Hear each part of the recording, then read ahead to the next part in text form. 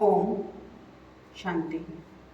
आज 3 अगस्त 2023 बाबा के जो महावाक्य हैं, बाबा कहते कि परमात्मा केवल 2 शब्दों की पढ़ाई पढ़ाता है। केवल 2 शब्द। अगर उन 2 शब्दों को जीवन में ले आते हैं तो इस अशांति की दुनिया में जीवन सुखमय और शांतमय हो जाता है। और वो 2 शब्द हैं, बाबा कहते हैं, एक तो शरीर का भान छोड़ो, दूसरा बाबा कहते हैं मुझे याद करो। 2 ही शब्द, शरीर का भान छोड़ो और मुझे याद करो। तो सुनेंगे बाबा याद करने की क्या क्या विधियां बताता है। बाबा कहते हैं, मीठे बच्चे, याद की यात्रा में टाइम देते रहो तो विकर्म विनाश होते जाएंगे, सबसे ममत्व मिट जाएगा, बाप के गले का हार बन जाएंगे। प्रश्न है, गॉड फादर द्वारा तुम बच्चे किन 2 शब्दों की पढ़ाई पढ़ते हो? उन 2 शब्दों में कौन सा राज समाया हुआ है? बाबा कहते हैं, गॉड फादर तुम्हें बस इतना ही पढ़ा था, हे आत्माओं, शरीर का भान छोड़ो और मुझे याद करो। ये 2 शब्दों की पढ़ाई इसलिए पढ़ाई जाती है क्योंकि अब तुम्हें इस पुरानी दुनिया में पुरानी खाल नहीं लेनी है। तुम्हें नई दुनिया में जाना है।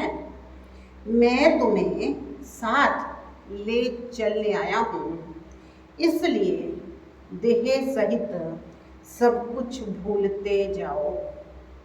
आज का गीत है, तुम ही हो माता पिता, तुम ही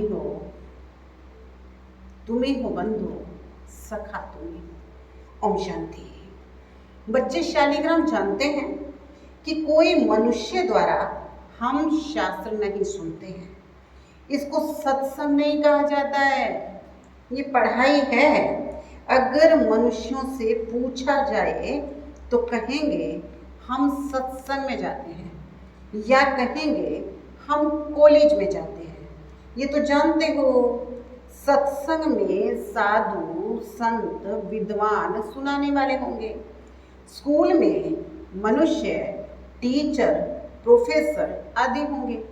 यहाँ मनुष्य नहीं है, ये है बेहद का रूहानी बाप, जिसको कहा जाता है त्वमेव मातश्च पिता त्वमेव।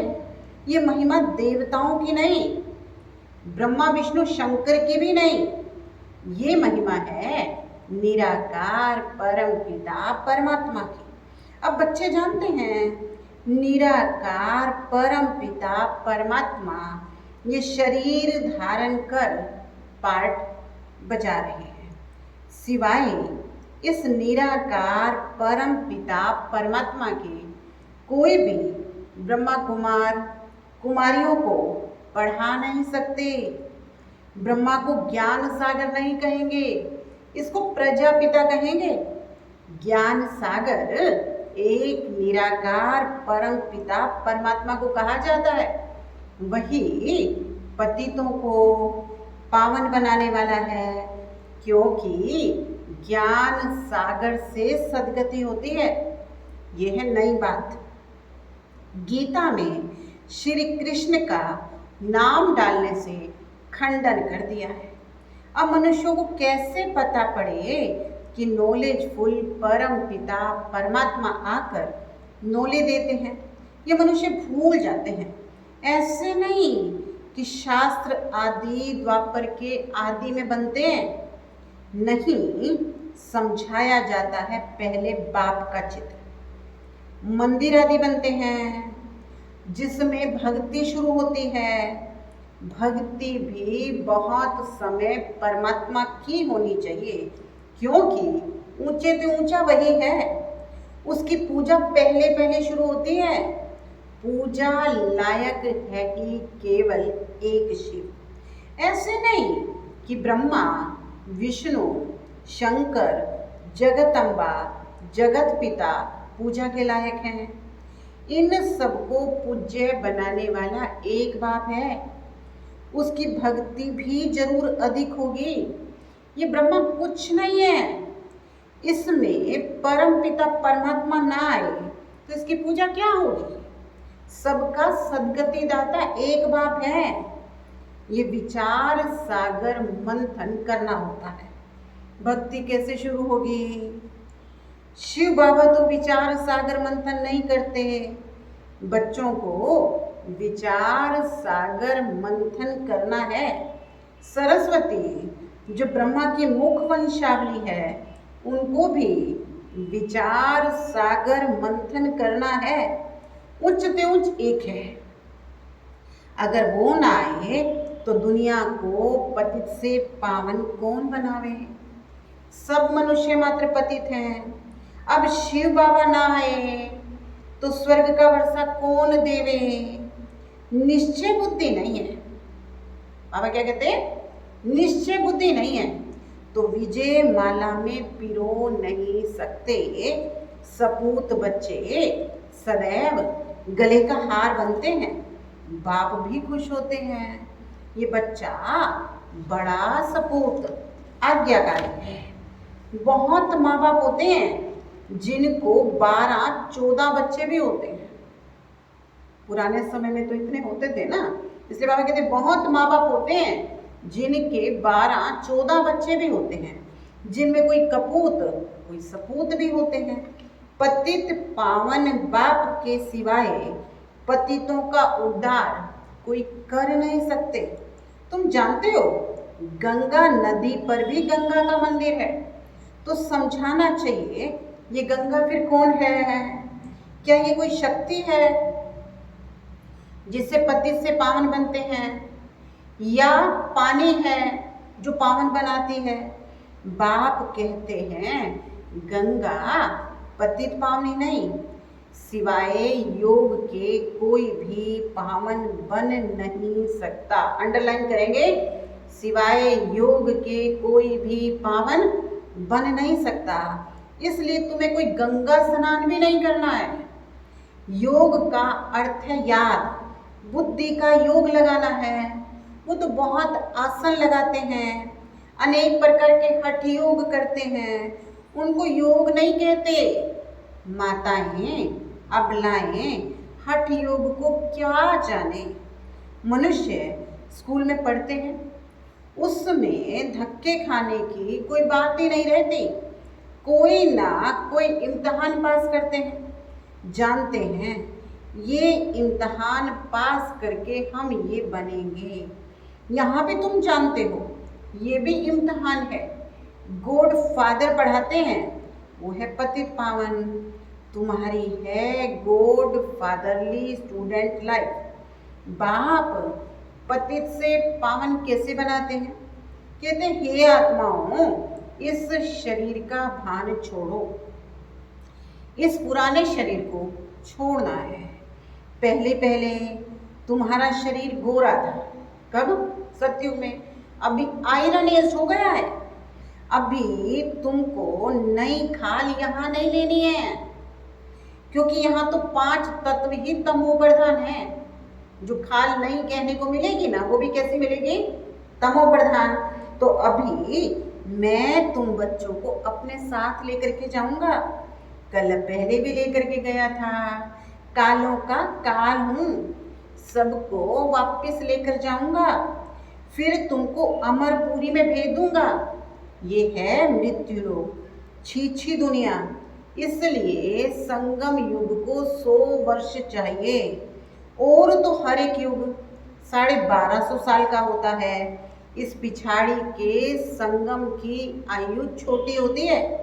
जैसे ब्राह्मणों की छोटी छोटी होती है ना, वैसे संगम युग भी छोटा सा युग है। फिर ये दुनिया खत्म हो जाएगी, नए मकान बनेंगे, उसमें पहले पहले श्री कृष्ण आता है। वो शौकीन है महल बनवानों का। श्री कृष्ण किस चीज का शौकीन है? महल बनवाने का। कोई तो बहुत शौकीन था ना, जिसने सोमनाथ का मंदिर बनाया। बिरला भी शौकीन है, देखो कितना अच्छा मंदिर बनाया। नंबर 1 पूज्य है शिव बाबा। फिर भक्ति मार्ग में पहले पहले सोमनाथ का मंदिर बनता है, सो भी कुछ समय बाद में बनता होगा। फिर पूजा शुरू होगी। अभी तो है घोर अंधियारा, रात पूरी हो, फिर दिन आता है। बाप कहते मैं रात और दिन के बीच में आता हूँ। महाभारी लड़ाई है, लिखा हुआ है यादवों के पेट से वो चीजें निकली जिससे सारे कुल का विनाश हुआ। तुम देख रहे हो, बरोबर विनाश की तैयारी कर रहे हैं। समझते हैं कोई प्रेरक है, दोनों ने विनाश के लिए बॉम्ब बनाकर रखे हैं। आफतें आनी है, तुम प्रैक्टिकल में देख रहे हो। स्थापना हो रही है, विनाश सामने खड़ा है। समझो कोई ने विनाश नहीं देखा। अच्छा, बैकुंठ तो देखते हो ना, तो अच्छी तरह पढ़कर बाप से पूरा वर्षा लेना है। तुमको साकार नहीं पढ़ाते हैं, शास्त्रों की बात नहीं है, यहाँ तो ज्ञान सागर स्वयं पढ़ाते हैं। तुम अपने को देही समझ बाप को याद करते हो। भगवानुवाच अपने बच्चों प्रति कहते हैं मैं तुम बच्चों के सम्मुख आता हूँ। जो मेरे बच्चे बनते हैं उनमें से कोई सोतेले हैं, कोई मातेले हैं। मातेले बच्चों को वर्षे का हक है। बाबा कहते संशय बुद्धि को सोतेला कहा जाता है, उनको वर्षा मिल नहीं सकता। वो फिर पुरुषार्थ अनुसार प्रजा में चले जाते हैं। मातेले रजाई में आ जाते हैं। वो बाप को प्यार करते हैं और बाप उनको प्यार करते हैं। किनको? मातेले बच्चों को। बाप उनको प्यार करते हैं और वो बाप को प्यार करते हैं। गाते हैं ना, तुम पर बलिहार जाऊंगा, वारे जाऊंगा। बाप कहते हैं मुझे याद करोगे तभी तो मैं तुमको मदद दूंगा। हिम्मते मर्दा मत दे खुदा। और सबसे बुद्धि योग तोड़, एक से जोड़ना है। तुम कहते हो हम बाबा के हैं, सब कुछ बाबा का है। बाबा को हम कखपन देते हैं, बदले में स्वर्ग की बादशाही का वर्षा लेते हैं। इस पुरानी देह से हमारा ममत्व नहीं है। ये तो तमो प्रधान रोगी शरीर है। हमारे पास है ही क्या? मनुष्य मरते हैं, सब कुछ छूट जाता है, फिर उनका सब कुछ करनी घोर को दिया जाता है।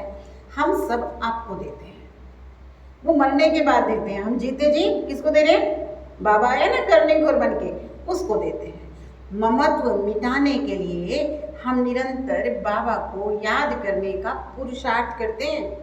माया फिर विघ्न डालती है, इसलिए धीरे धीरे जितना जितना याद में टाइम देते रहोगे विकर्म विनाश होते रहेंगे। वही मेरे गले का हार बनेंगे। कितना से समझाते हैं, बाप समझाते हैं। ये रथ भी ड्रामानुसार मेरा मुकर्रर किया हुआ है और किसी में मैं आ नहीं सकता हूँ। तुम भी कहते हो बाबा कल पहले भी हम आपसे इसी मकान में इसी ड्रेस में मिले थे, जिसे अब मिल रहे ना। कल पहले भी हम आपसे इसी मकान में इसी ड्रेस में मिले थे, आपसे वर्षा लिया था। कितना सहज है। बाप कहते हैं सिर्फ मुझे याद करो और कोई में बुद्धि ना जाए। याद रखना, बाबा क्या कहते हैं? याद रखना अंत काल जो पुत्र सिमरे। तो बाबा कहते अगर किसी को भी याद किया तो फिर वहां जन्म लेना पड़ेगा। कहीं भी ममत्व रहना नहीं चाहिए। बाबा कहते अंत काल जो स्त्री सिमरे, वलवल नारी योनि उतरे। तो बाप आते हैं पतितों को पावन बनाने। उनकी कितनी महिमा करते हैं। एक ओंकार सतनाम कर्ता पूरक। बाबा क्या कहते? उस एक का ही तो नाम है। उनको दूसरा शरीर मिलता ही नहीं है जो नाम बदली हो। तुम तो 84 जन्म लेते हो, तो 84 नाम पढ़ते हैं, बाप की महिमा में गाते हैं। निर्भय, निर्वैर, अकाल मूर्त, कर्ता पूरक। तो वो कालों का काल है, उसको काल खा नहीं सकता। मैं सभी को मुक्ति धाम लेकर के जाता हूँ। निर्वैर, मेरा किसी से वैर नहीं है। अकाल मूर्त, अजोनी सभंग, मैं जन्म मरण में नहीं आता हूँ। ये महिमा सब उसकी है, गाया भी जाता है। दुख हरता, सुख करता। तो कलयुग के दुख हरते हैं और सतयुग के सुख देते हैं। बच्चे जानते हैं, भारत में सतयुग में जीवन मुक्ति थी, बाकी सब आत्माएं शांति धाम में थी। याद पड़ता है? बाबा स्मृति दिला रहे हैं। बाबा कहते कि जब सभी आत्माएं कहाँ थे? शांति धाम में थे। तो हम कहाँ थे? सुख धाम में थे। तो याद पड़ता है? तो बाबा फिर याद दिलाते कि जरूर बाप संगम पर आए, तभी तो सबको शांति धाम ले जाए और तुमको सुख धाम भेज दे। कितनी सहज बात है। परंतु माया ऐसी है जो यहाँ से बाहर गए और भूले। जैसे गर्भ जेल में धर्मराज के द्वारा तुमको सजा दिलाता हूँ, त्राही त्राही करते हो कि हम माफी मांगते हैं, हम पाप नहीं करेंगे, लेकिन बाहर निकलते फिर पाप करने लगते हो। ये है माया का राज्य।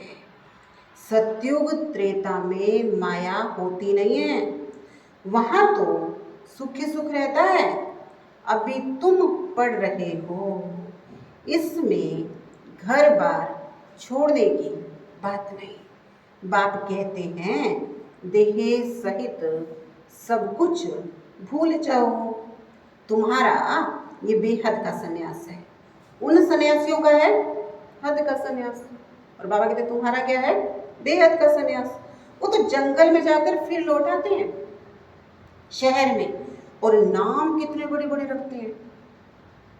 श्री श्री जगत गुरु 1008। बाबा कहते कितने बड़े बड़े नाम रखते हैं। और बाप कहते मैं कितना से समझाता हूँ। बुढ़ियाई कितनी है, कहती हैं हमको धारणा नहीं होती।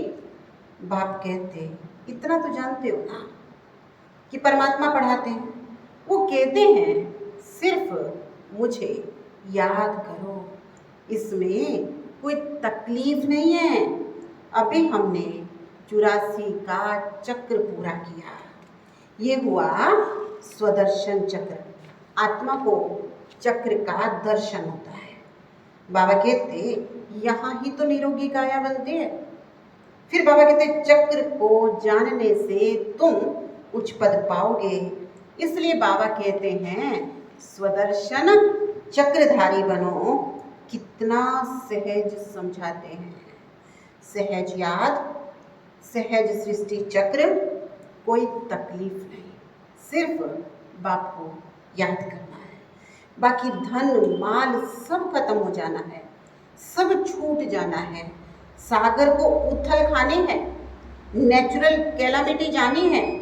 भारत सचखंड था और कोई खंड नहीं था। भारत है शिव बाबा की जन्मभूमि, बड़े ते बड़ा तीर्थ। भारत में सोमनाथ का मंदिर कितना अच्छा बना हुआ है। अभी तो ढेर के ढेर बनाते हैं। बाबा कहते इस समय की शादी पूरी बर्बादी है। शिव बाबा से सगाई पूरी आबादी है। शिव बाबा साजन भी है, स्वर्ग में भेजते हैं। तुम यहाँ आए हो, जानते हो हम नर से नारायण और नारी से लक्ष्मी बनेंगे। ऐसे नहीं कि पुरुष जाकर के पुरुष ही बनेंगे। बाबा कहते ऐसा नहीं कि पुरुष जाकर पुरुष ही बनेंगे, बदलते रहते हैं। कभी चोला पुरुष का और कभी चोला स्त्री का। फिर सतयुग से त्रेता कैसे बनता है? ये भी समझाया है। अभी तुम बच्चों को नॉलेजफुल गॉड फादर पढ़ाते हैं। मनुष्य तो फादर, टीचर, सतगुरु हो ना सके। फादर और टीचर हो सकते हैं पर गुरु नहीं हो सकते। बाबा कहते सो भी वो देंगे क्या, जिस्मानी विद्या। ये बाबा तो एकदम स्वर्ग का मालिक बनाते हैं। कोई भी बात समझ ना आए तो चाहे 1000 बार पूछो। अच्छा, मीठे मीठे सिक्की लगे बच्चों प्रति माता पिता बाप दादा का याद प्यार और गुड मॉर्निंग। रूहानी बाप की रूहानी बच्चों को नमस्ते। हम रूहानी बच्चों की रूहानी बाप दादा को याद प्यार, गुड मॉर्निंग, नमस्ते, ओम शांति। धारणा के बाबा कहते सपूत आज्ञाकारी बन, विजय माला में पिरोना है। क्या करना है? बाबा क्या कहते सपूत आज्ञाकारी बन, विजय माला में पिरोना है। बाप को अपना कखपन दे, बलिहार हो, सबसे ममत्व मिटाना है। सेकंड बाबा ने कहा अंतकाल में केवल एक बाप की याद रहे, उसके लिए और सबसे बुद्धि योग तोड़ निरंतर बाप की याद में रहने का पुरुषार्थ करना है। आज बाबा ने वरदान दिया सर्व खजानों को स्वयं में समाकर। सबसे पहले तो हमें ये समझ होनी चाहिए कि हमारे पास खजाने कौन कौन से हैं। तो सबसे पहला खजाना है हमारे पास समय का खजाना, संकल्प का खजाना, खुशी का खजाना। तो इसलिए बाबा कहते हैं सर्व खजानों को समाकर, दिल शिकस्तपन व ईर्ष्या से मुक्त रहने वाले सदा प्रसन्न चित्त भव। बाप दादा ने सभी बच्चों को सभी खजाने समान रूप से दिए हैं, लेकिन कोई उन प्राप्तियों को स्वयं में समा नहीं सकते हैं। अर्थात उनको समय पर उन खजानों को कार्य में लगाना नहीं आता है तो सफलता भी नहीं मिलती है। फिर स्वयं से दिल शिकस्त हो जाते हैं, सोचते हैं शायद मेरा भाग्य ही ऐसा है। उन्हें फिर दूसरों की विशेषता, दूसरों के भाग्य को देखकर ईर्ष्या होती है। ऐसे दिल शिकस्त होने व ईर्ष्या करने वाले कभी प्रसन्न रह नहीं सकते। सदा प्रसन्न रहना है तो इन दोनों बातों से मुक्त बनना। स्लोगन है स्वार्थ के बिना सच्चे दिल से सेवा करने वाले ही स्वच्छ आत्मा है। सेवा कैसे करनी है? स्वार्थ के बिना। बाबा कहते हैं स्वार्थ के बिना सच्चे दिल से सेवा करने वाले ही स्वच्छ आत्मा है। तो आज भी कल की तरह होमवर्क है, मैं खुश नसीब प्रसन्नचित्त आत्मा। ओम शांति।